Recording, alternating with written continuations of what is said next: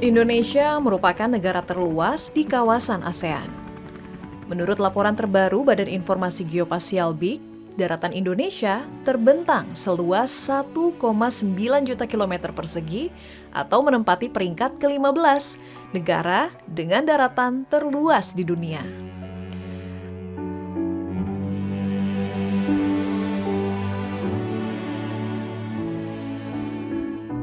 Luasnya daratan yang dimiliki Indonesia nyatanya tidak luput dari tantangan pembangunan yang cukup sulit diatasi, terutama dari problematika lahan. Lahan merupakan bidang tanah untuk sumber pemenuhan pangan, bangunan, ladang pekerjaan, hingga pembangunan rumah.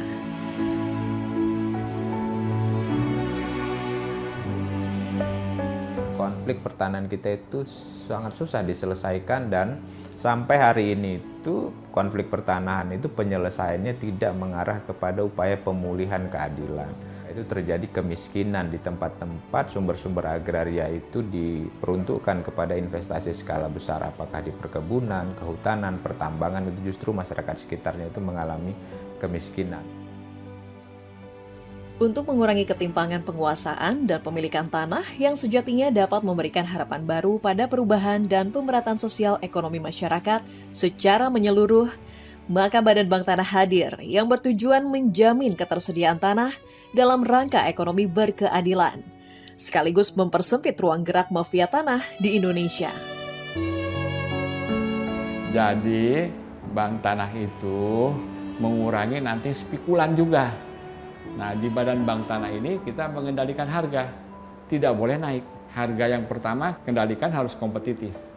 Kalau untuk PSN, kita akan berikan harga khusus atau bisa bahkan tarifnya ditetapkan semurah mungkin. Bank Tanah sudah lama diterapkan di berbagai negara dengan berbagai misi khusus yang disesuaikan dengan kondisi. Konsep Bank Tanah sudah dicetuskan di negara barat sejak tahun 1700-an, yang kemudian diadopsi oleh banyak negara, termasuk negara Asia. Di Amerika Serikat, Badan Bank Tanah dibangun untuk menangani fenomena masalah properti kosong yang terbengkalai dan mempercepat pembangunan kembali lingkungan tersebut serta berupaya untuk menyediakan perumahan yang terjangkau bagi masyarakat. Sementara di negara Belanda dan Filipina, kehadiran Bank Tanah adalah untuk mendukung kegiatan di sektor pertanian. Lalu bagaimana dengan Indonesia? Ya, di Indonesia, Badan Bank Tanah berfungsi melaksanakan perencanaan, perolehan, pengadaan, pengelolaan, pemanfaatan, dan pendistribusian tanah secara berkeadilan. Bank Tanah telah memperoleh lahan di 13 titik dengan total luas lahan 10.961 hektar sejak beroperasional di awal tahun 2022 lalu. Lahan yang diperoleh Badan Bank Tanah berasal dari penetapan pemerintah dan perolehan dari pihak lain dan dicatat sebagai aset dalam persediaan. Adapun tanah yang berasal dari penetapan pemerintah diantaranya tanah bekas hak, kawasan dan tanah terlantar, tanah pelepasan kawasan hutan, tanah timbul, tanah hasil reklamasi, tanah bekas tambang, tanah pulau-pulau kecil, tanah yang terkena kebijakan perubahan tata ruang, serta tanah yang tidak ada penguasaan di atasnya. Manakala udah ada penduduknya, misalnya dari lahan 100 hektar ini sudah ada penduduknya, ya 30% menduduki wilayah lokasi tersebut, ya 30% dibagikan dari luasan itu 30 hektar. Jadi kita nggak akan merebut lahan masyarakat adat. Jadi tidak mudah ya menjalankan Badan Bank Tanah ini, karena Badan Bank Tanah ini harus dijalankan secara transparan, akuntabel. So, Badan Bank Tanah kan instansi pemerintah. Jadi ini memudahkan investasi, memudahkan untuk nanti reforma agraria agar masyarakat bisa sejahtera. Jadi reforma manakala masyarakat miskin diberikan, itu kan biasanya masyarakat miskin akan berpikir, hari ini aja hidup udah susah, kan akan dijual. Di kita nggak, ditahan 10 tahun agar masyarakat bisa bekerja dulu. Kita berikan, nanti kita akan kerjasama dengan BUMN. Jika sudah dimanfaatkan mereka bisa bekerja, menjadi entrepreneur, baru nanti tanahnya diberikan SHM setelah 10 tahun. Dengan demikian, pembentukan Bank Tanah berpotensi meningkatkan ekonomi Indonesia ke depannya.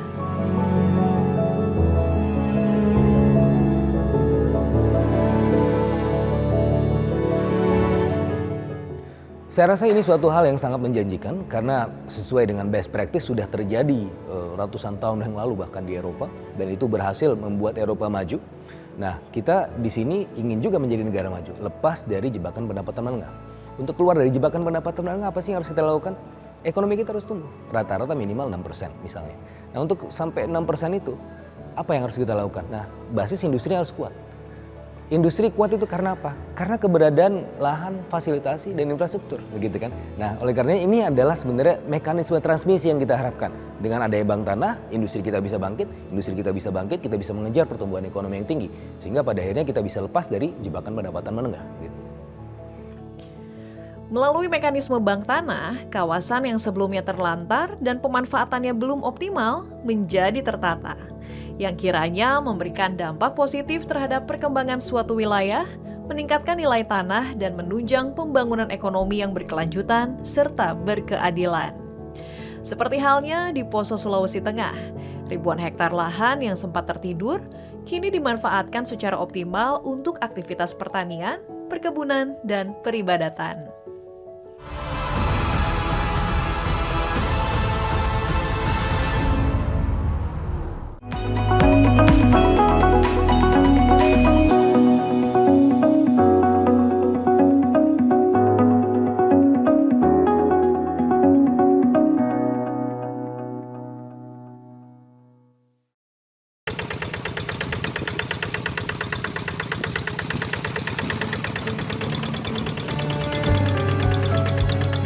Pemandangan senja di hamparan sawah pada sore itu seakan menjadi cara yang indah saat alam berpamitan pada bumi melalui tanaman padi yang memendarkan cahaya matahari kala para petani masih menyibukkan diri di ladang. Keberadaan sawah di Kabupaten Poso benar-benar menjadi andalan, oleh karena 80% masyarakatnya bermata pencaharian sebagai petani. Sehingga membuat padi menjadi salah satu komoditas unggulan tanaman pangan dari wilayah yang dihuni oleh lebih dari 249.000 penduduk tersebut. Akan tetapi bayang-bayang konflik pertanahan di Poso membuat dilema di hati masyarakat yang ingin mengoptimalkan lahan tertidur karena telah lama ditinggalkan oleh para penghuni saat kerusuhan terjadi pada puluhan tahun silam. Hingga ketidaksanggupan pihak industri dalam mengelola bisnis yang tersebar di Lore Bersaudara, khususnya di Lembah Napu, Kecamatan Lore Utara, Lore Timur, dan Lore Peore. Karenanya Badan Bank Tanah hadir untuk melakukan perencanaan dan penataan kawasan dengan memperhatikan seluruh kepentingan, khususnya reforma agraria bagi penduduk setempat, seraya mendapat kepastian hukum terhadap pemanfaatan alas hak tanah atau garapan. Tentunya kita akan menggali ya potensi-potensi yang ada di dalam masyarakat sekitar HPL Badan Bank Tanah atau di dalam HPL Badan Bank Tanah. Penggalian potensi-potensi ini kita bisa lakukan dengan kerjasama dengan petani yang ada di dalam HPL Badan Bank Tanah, seperti beberapa ada kelompok tani di HPL Badan Bank Tanah ini yang memang aktif untuk bercocok tanam di sini. Dan tentunya alas hak ini juga akan di cross check juga oleh kantor pertanahan Kabupaten Poso.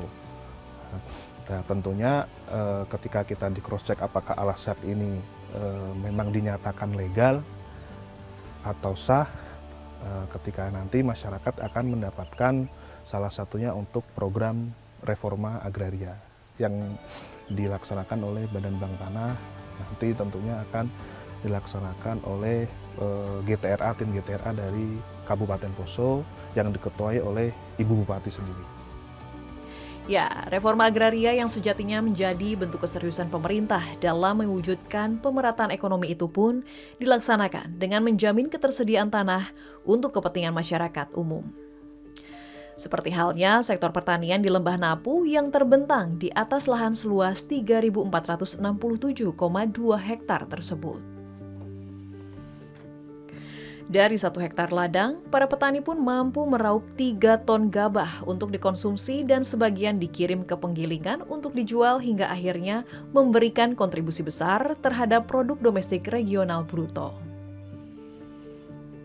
Kami di sini, kami ditempatkan oleh pemerintah desa Tamade itu pada tahun 2000. Kami adalah ex-konflik kerusuhan Poso, Sehingga pada waktu itu pemerintah desa Tamadue menempatkan kami di tempat ini untuk kami bertani, untuk supaya kami bisa mendapat kehidupan yang sehari-hari. Hanya kami syukuri bahwa kami pemerintah desa itu memberikan lahan. Sebab selama ini kami untuk kepastian hukum kami belum tahu. Nanti tahun 2022 ini baru kami tahu ternyata ini lahan ini adalah lahan HPL yang milik oleh Bank Tanah. Tapi kami bersyukur selama ini juga kami tidak pernah datang diusir atau diancam-ancam untuk supaya jangan kamu olah, tidak. Dan saya membuktikan sekarang ini masyarakat sudah panen-panennya, ekonominya sudah mulai bagus. Mereka panen padi, panen jagung, panen kopi, panen coklat.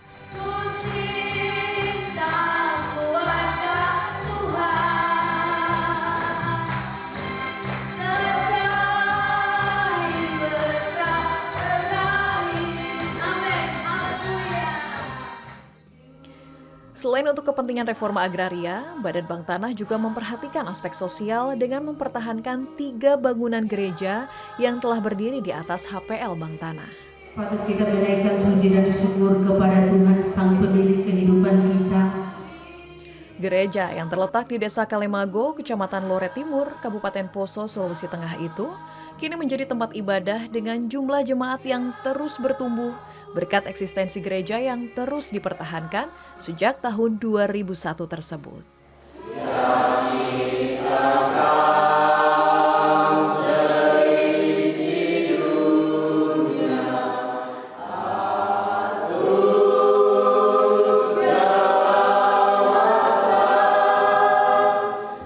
Jadi gereja ini pada awalnya didirikan karena adanya kerusuhan Poso yang melatar belakanginya, sehingga ada beberapa masyarakat dari Poso mereka melakukan pengungsian ke Desa Kalemago ini.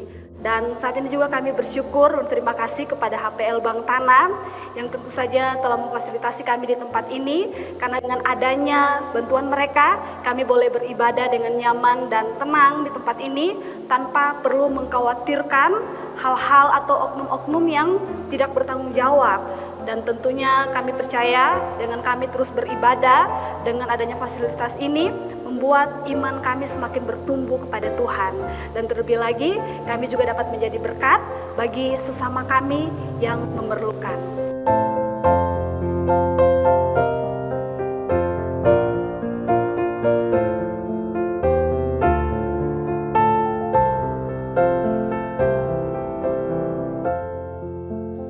Demi menjawab kebutuhan masyarakat Lembah Napu dalam menciptakan sumber kemakmuran dan kesejahteraan rakyat berbasis agraria, maka Badan Bank Tanah mengalokasikan 30% aset lahannya, yakni seluas 1.550 hektar dari 6.648 hektar lahan yang terbagi di 5 desa dan 3 kecamatan. Agar tidak menimbulkan polemik di masyarakat, Badan Bank Tanah pun secara rutin menyosialisasikan kehadirannya seraya meningkatkan pemahaman masyarakat terhadap tugas dan fungsi Badan Bank Tanah hingga memberikan jalan keluar atas lahan negara yang dikelola oleh masyarakat. Badan Bank Tanah mempersilahkan untuk melakukan kegiatan yang bapak-bapak ibu-ibu lakukan kesehariannya selama ini, ataukah menanam padi, bertanam coklat dan sebagainya, silakan. Setelah nanti adanya program reforma agraria, baru kita akan tata kawasan ini menjadi yang produktif dan bermanfaat bagi masyarakat kita semua. Silakan Bapak. Ya, terima kasih kesempatan ini. Nama saya Darwin. Persoalannya begini, ketika hal ini diambil alih oleh negara, mohon maaf kalau bahasa ini salah, lalu nasib kami seperti apa? Ya.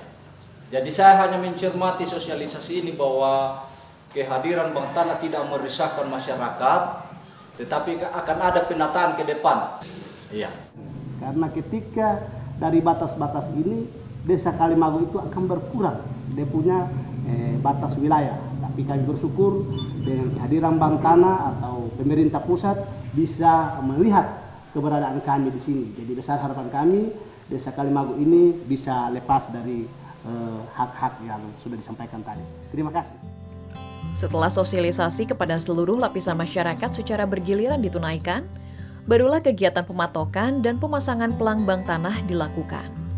Hal ini untuk memastikan batas tanah dan memitigasi risiko penguasaan lainnya di luar masyarakat.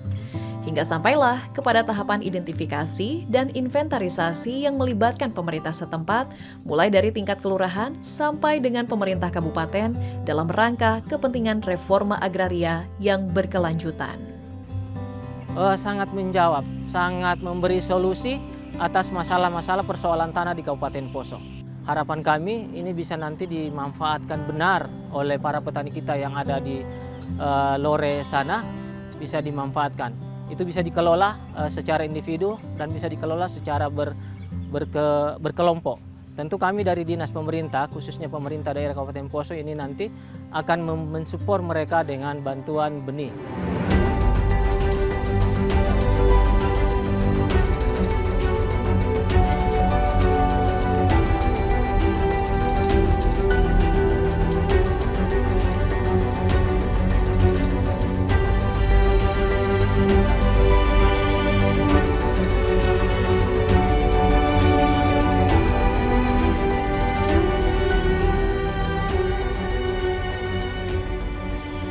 Hak pengelolaan Badan Bank Tanah juga benar-benar dirasakan manfaatnya bagi kelompok masyarakat sadar wisata yang tinggal di Pulau Seribu Masjid, Lombok.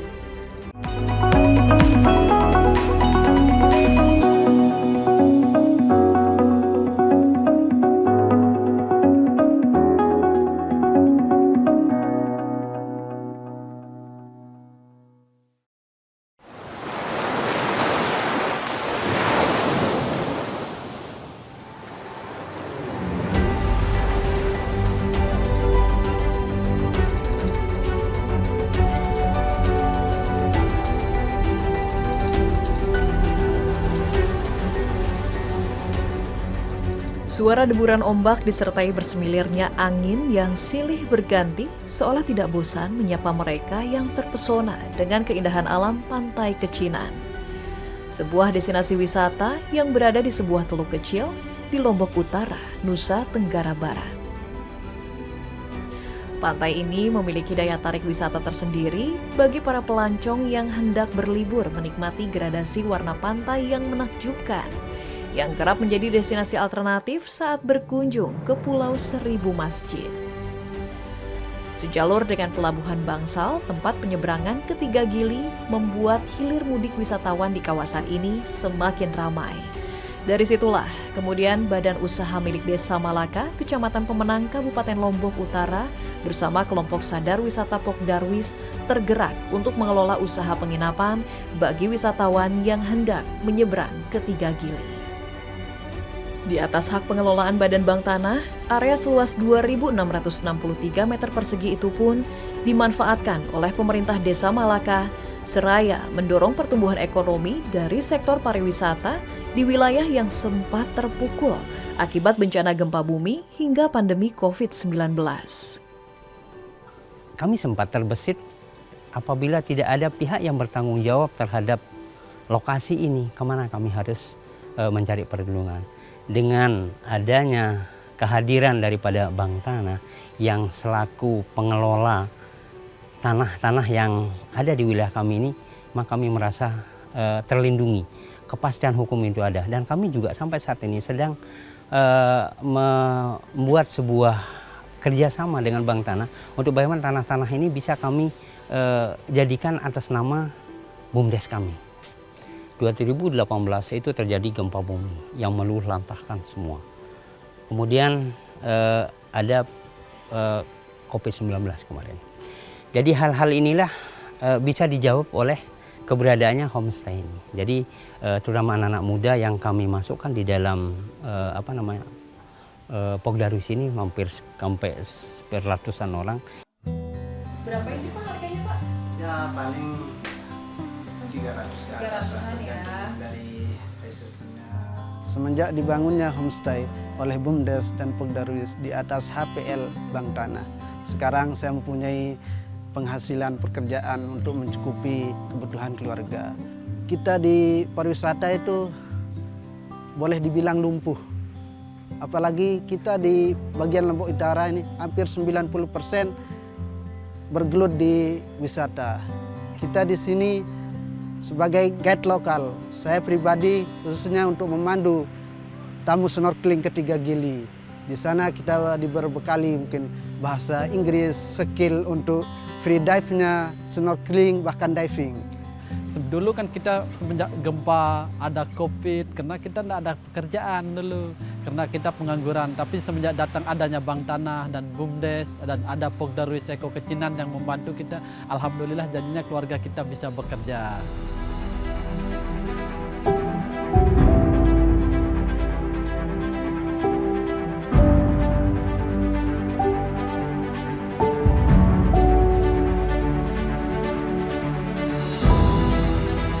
Selama pengelolaan penginapan ini berlangsung, BUMDes dan Pokdarwis menjalin kesepakatan untuk membagi keuntungan. Dengan rincian 50% untuk mengelola penginapan dan biaya operasional termasuk kebersihan, dan 50% lainnya untuk pemasukan anggaran pendapatan dan belanja desa APBDes. Bagi pemerintah desa, membangun penginapan di atas hak pengelolaan Bank Tanah sangat menguntungkan. Selain tarif pemanfaatan lahan yang terbilang murah dan bisa diangsur, BUMDes juga mendapatkan kepastian hukum berupa sertifikat hak guna bangunan HGB yang sewaktu-waktu bisa diagunkan untuk memperoleh modal pengembangan usaha. Desa Malaka sendiri masuk dalam daftar 500 Anugerah Desa Wisata Indonesia 2023 dari Kementerian Pariwisata dan Ekonomi Kreatif Kemenparekraf. Dengan pertimbangan memiliki daya tarik pengunjung, kualitas pelayanan penginapan berbasis kearifan lokal, dan pengelolaan desa wisata yang berkelanjutan yang terbagi ke dalam 14 dusun. Saya terima kasih kalau ada Bank Tanah yang menyerahkan lahan itu. Mungkin tanah itu adalah pemerintah, kan tanah yang tidak berpenghuni, mungkin tidak tahu saya. Tapi kalau itu diserahkan ke masyarakat untuk dimanfaatkan untuk sebesar-besarnya pemanfaatan, lebih-lebih daerah itu daerah wisata, tentu sebagai pemerintah daerah saya ucapkan terima kasih kepada Bank Tanah. Mudah-mudahan kegiatan seperti ini yang dilakukan oleh Bank Tanah di barat sana, di daerah Pemenang, bisa juga dilakukan daerah-daerah lain, karena daerah lain juga ada lahan-lahan yang memang harus dimanfaatkan oleh masyarakat untuk kepentingan usaha-usaha dan pengembangan wisata, saya kira itu. Pemerintah Kabupaten Lombok Utara mencatat, terdapat lebih dari 764 hektar lahan yang saat ini telah dimanfaatkan untuk penginapan, seraya memenuhi kebutuhan jumlah wisatawan yang terus meningkat. Adapun selama tahun 2022 terdapat 278.000 lebih wisatawan mancanegara dan 41.000 wisatawan dalam negeri telah berkunjung ke Lombok Utara yang tentunya mendongkrak sumber pendapatan asli daerah.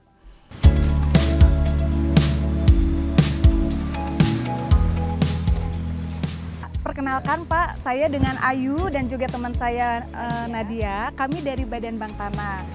Untuk memanfaatkan tanah di atas HPL-nya Badan Bank Tanah. Salah satunya yaitu untuk mendorong pariwisata yang ada di Desa Malaka dengan mendirikan homestay dan juga penyeberangan tamu-tamu baik itu lokal maupun bule ya Pak ya ke Tiga Gili itu.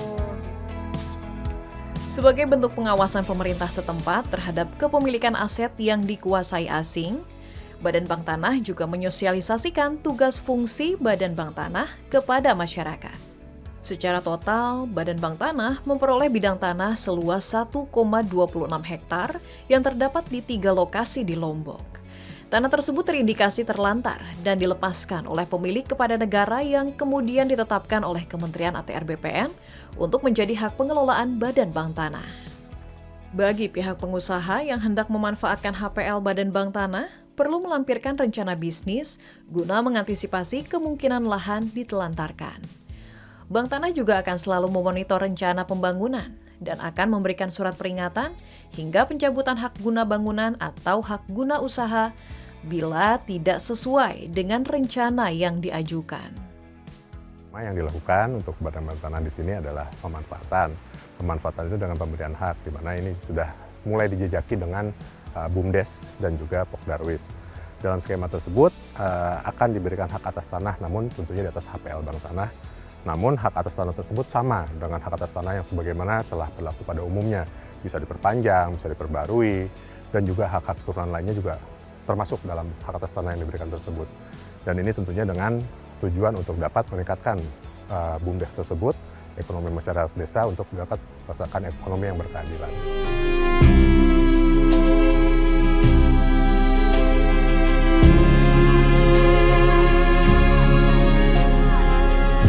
Pada hakikatnya, hasil dari pembangunan dan penataan akan terasa dampaknya tidak dalam jangka waktu yang pendek. Penyerapan tenaga kerja hingga sepak terjang perekonomian di suatu wilayah dapat menjadi tolak ukur keberhasilan Badan Bank Tanah.